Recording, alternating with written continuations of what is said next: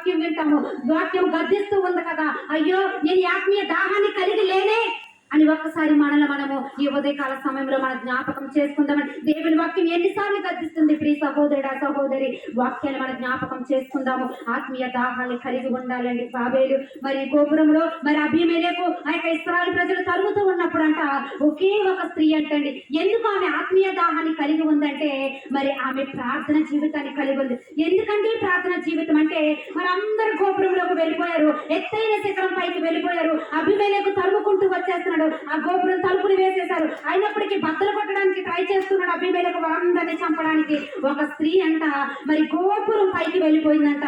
గోపురం పైకి వెళ్ళిపోయి తిరగటి రాయి, బైబిల్ గ్రంథంలో తిరగటి రాయి ఉందని అక్కడెక్కడ రాయబడి లేదండి. నాకు డౌట్ వచ్చి మా పాస్టర్ గారిని అడిగాను, తిరగటి రాయి అక్కడ ఎలా వచ్చింది, దేవునికి అసాధ్యం అనేది ఏదైనా.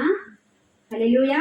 అది గోపురం కాబట్టి అక్కడ తిరగటి రాళ్ళు ఉంటాయని సెలవిచ్చారు. హల్లెలూయా. మన జ్ఞాపకం ఆ స్త్రీ చూడండి, ఆత్మీయ దాహాన్ని కలిగి ఉంది. దేనికో తెలుసా, తన ప్రజలను శత్రువుల చేతిలో నుండి కాపాడుకోవాలని. ఆ పై నుంచి గోపురం పై నుంచి అంట ఆ తిరగటి రాయి అంటే తెలుసు కదండి, విసురుతూ ఉంటారు కదా, ఆ రాయి అంటే ఒకటి తీసుకున్న అబీమెలెకు నిత్యమైన.